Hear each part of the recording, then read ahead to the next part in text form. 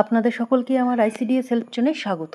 আজকের যে বিষয় নিয়ে আলোচনা করব, এর আগের যে ভিডিও দিয়েছিলাম ফ্যামিলি সার্ভে নিয়ে, তো আপনারা সেখানে অনেকেই কোশ্চিন করেছেন, তার রিপ্লাইও করব। এবং অনেকেই বলেছেন যে যদি তার ফ্যামিলিতে মা না থাকে সেই ক্ষেত্রে কাকে হেড করবে।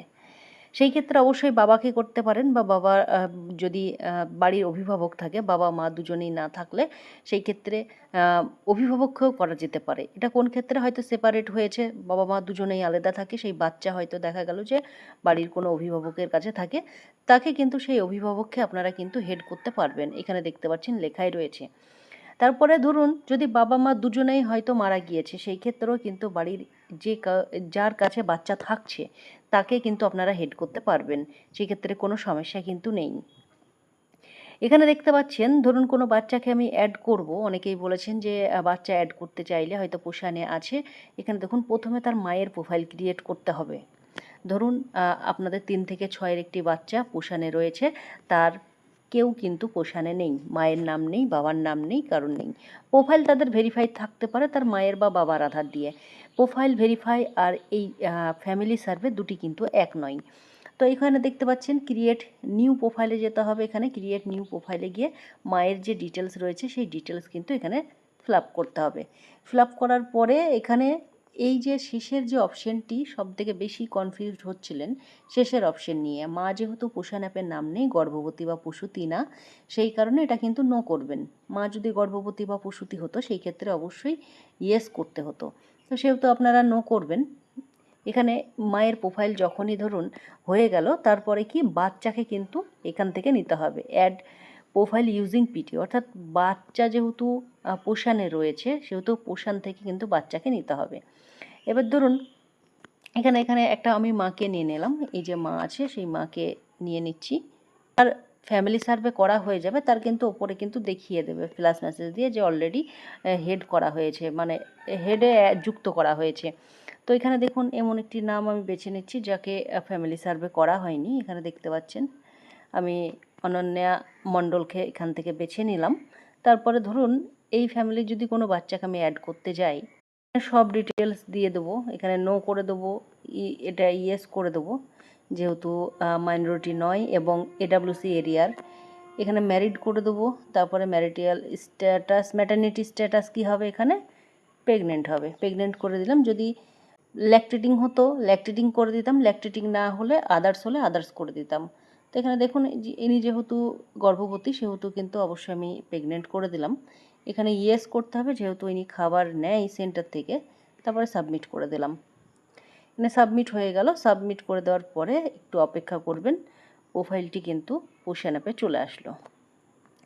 যদি এই বেনিফিশিয়ারির কোনো বাচ্চা থেকে থাকে পোষণে, তাহলে প্লাসে আপনি ক্লিক করবেন এবং এই যে অ্যাড প্রোফাইল ইউজিং পিটিতে ক্লিক করলে ওর নামে যদি ওর যে আধার কার্ড রয়েছে সেই আধার কার্ড দিয়ে যদি কোনো বাচ্চার নাম তোলা থাকে তাহলে কিন্তু অটোমেটিক এখানে অ্যাড, এই যে প্লাস চিহ্নে ক্লিক করলে অ্যাড প্রোফাইল ইউজিং পিটিতে, তাহলে কিন্তু এখানে শো করবে। এখানে দেখতে পাচ্ছেন এখানে এই যে ম্যাচিং আধার নো ডাটা ফাউন্ড লেখা দেখাচ্ছে, এখানে কিন্তু অটোমেটিক চলে আসবে।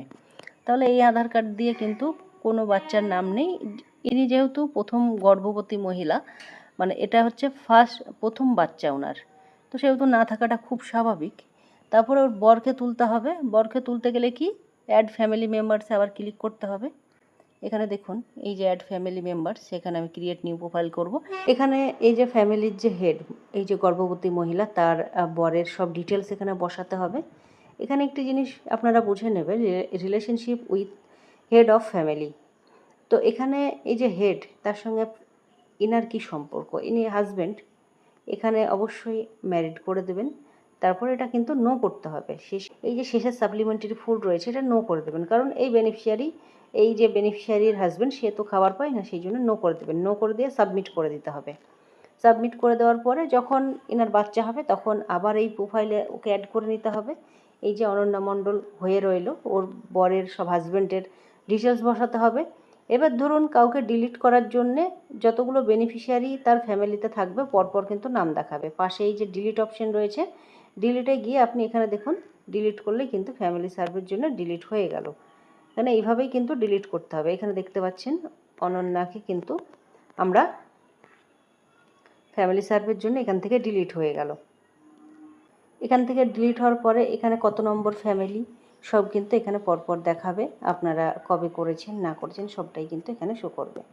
এখান থেকে যদি রিফ্রেশ করে নেন তাহলে দেখুন এখানে যখনই আপনি রিফ্রেশ করে নেবেন, আমি এর আগে যেটা দেখালাম সেটা কিন্তু ডিলিট হয়নি, রিফ্রেশ করে নিলে কিন্তু ডিলিট হয়ে যাবে। দেখুন এটা কিন্তু ডিলিট হয়ে গেল, নো ডাটা ফাউন্ড কিন্তু দেখাচ্ছে।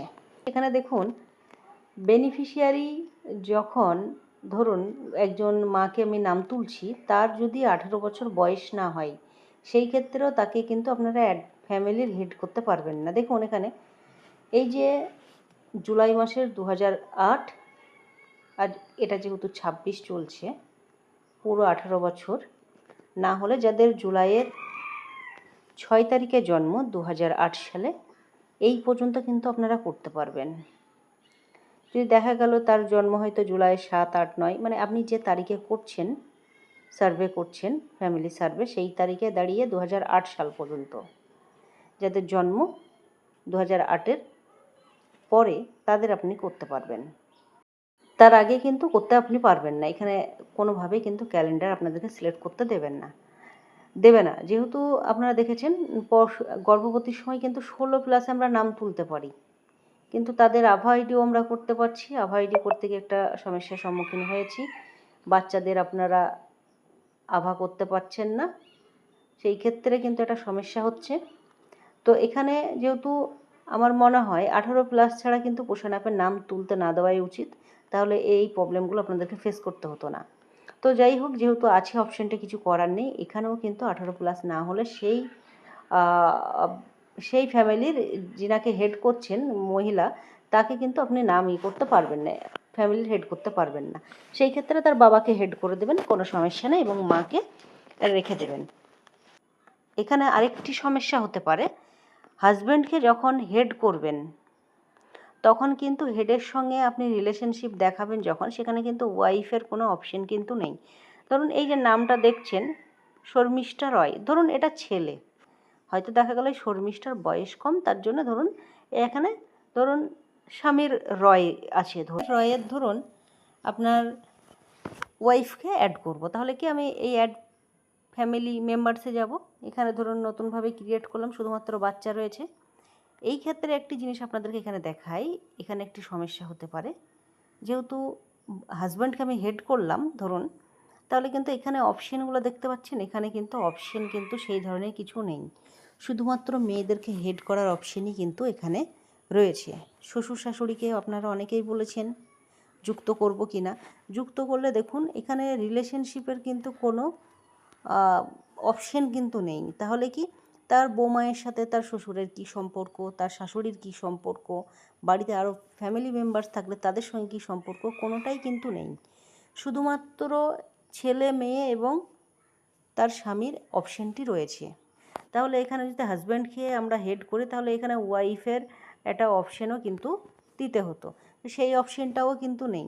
তাহলে কি আমি যদি ইনার হাজব্যান্ডকে হেড করি, তাহলে তো এখানে যখন তার ওয়াইফকে আমি অ্যাড করব, তাহলে কি দেখাবো এখানে, এটা একটা ব্যাপার। এখানে হয়তো হাজব্যান্ড দেখাতে হবে, তাহলে কি হাজব্যান্ডের সঙ্গে যে ফ্যামিলির সঙ্গে কি সম্পর্ক, হেডের কি সম্পর্ক, হাজব্যান্ড। তো তারপরেও কিন্তু এখানে একটা আমাদের সংশয় থেকে যাচ্ছে, যদিও আমার মনে বলে এই যে ফ্যামিলি রিলেশনশিপ হেডের সঙ্গে, ঠিক আছে, এটা আবারও আপডেট আসবে, আরও রিলেশনশিপ এখানে ইনক্লুড হবে আশা করছি। তো এখানে আপনারা দেখতে পাচ্ছেন শ্বশুর শাশুড়িকে অ্যাড করার কিন্তু কোনো অপশন এখনও পর্যন্ত নেই। আপনারা যারা পোষানের নাম আছে তাদেরই আপনারা অ্যাড করুন, এবং আপনারা অনেকেই আশা করছি ফ্যামিলি সার্ভে করে ফেলেছেন। এরপরের কিন্তু যে কাজ আসতে চলেছে সেটা কিন্তু ফ্যামিলি সার্ভে নিয়েই আসতে চলেছে। এরপরে আমরা দেখে নেব কিছু কমেন্ট করেছে, গুরুত্বপূর্ণ কমেন্ট, সেগুলো রিপ্লাইও দেবো, যেগুলো আপনাদেরও কাজে লাগতে পারে। এখানে দেখতে পাচ্ছেন একটা ফ্যামিলিতে ঠাকুমা, দাদু, বর সবার কি আধার কার্ড দিয়ে সার্ভে করব? তো হ্যাঁ, অবশ্যই করবেন, কিন্তু দেখুন ঠাকুমা বা দাদু তাদের কিন্তু এখনও কোনো অপশন নেই, হেডের সঙ্গে কি রিলেশন দেবেন সেই অপশন কিন্তু নেই, সেটা নিয়েই আমি আলোচনা করলাম। এখানে লিখেছেন সার্ভেতে ভুল হলে ডিলিট কীভাবে করব, আমি ডিলিট করা দেখিয়ে দিলাম, আপনারা খুব সহজেই ডিলিট করতে পারবেন। এখানে আরেকজন বলেছেন শুধু এলাকার বেনিফিশিয়ারি ফ্যামিলি সার্ভে করব না যারা আদার্স ফ্যামিলি যারা রয়েছে, বা উনি হয়তো বলতে চেয়েছেন পোষানে যারা আছে তাদের করব না আপনার এরিয়াতে যারা রয়েছে, আপনার সেন্টারের এরিয়ায় রয়েছে যাদের হাঁড়ি ধরে ধরে আপনারা কি ফ্যামিলি সার্ভে করবেন কি না। তো এখন ফ্যামিলি সার্ভে মানেই হচ্ছে হাঁড়ি ধরে করা, বা আপনারা জানেন ভালো করে। তবে এখন বেনিফিশিয়ারি যারা রয়েছে আপনার সেন্টারে তাদের আপনারা করুন, তবে পরে যে অর্ডার আসবে সেই অর্ডার মতো তখন কাজ করতে হবে। তো আশা করছি আপনাদের যে ফ্যামিলি সার্ভে রয়েছে আপনারা সুন্দরভাবে আপনারা করতে পারবেন। তবে হেডকে যখনই অ্যাড করবেন আপনারা একটু সাবধানে দেখে শুনে করবেন। হয়তো দেখা গেল এমন কাউকে হেড করেছেন তার ভিতরে অন্য ফ্যামিলিকে যুক্ত করে দিয়েছেন, এগুলো করবেন না, আপনারা দেখে শুনে তারপরে করবেন। তো ভিডিওটা আমি এখানেই শেষ করছি। সকলে সুস্থ থাকবেন, ভালো থাকবেন, ধন্যবাদ।